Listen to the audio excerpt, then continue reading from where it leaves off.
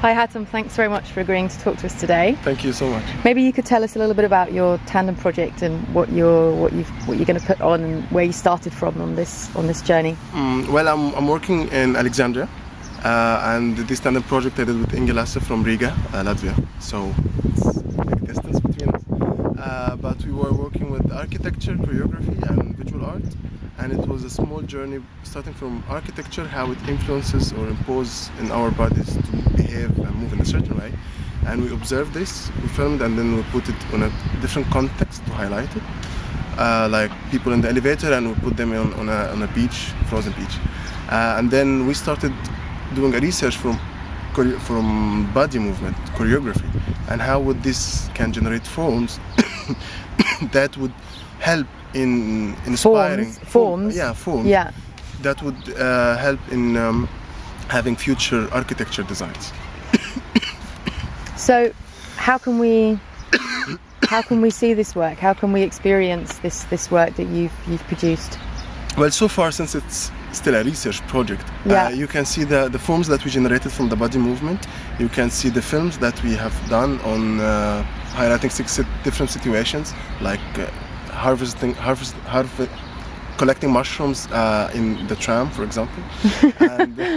And then you can see also how the body is moving and what kind of forms it does. We use the Kinect camera from the Xbox with the software, so that you can really see. I mean, it's easily illustrated visually what we have done. And these are online?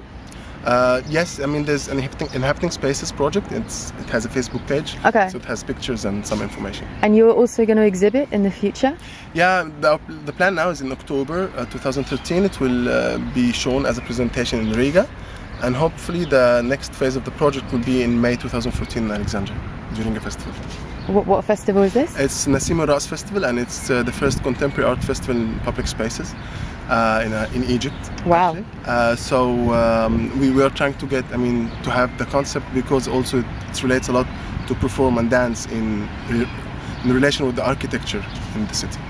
And can you say anything about how this tandem, this exchange, placement, collaboration, 9-month program for you, what has it meant for you professionally? Well, it was very helpful, of course, because the method that was set up for us to work together helped us a lot, especially in the beginning when we met in Hammamet in Tunisia.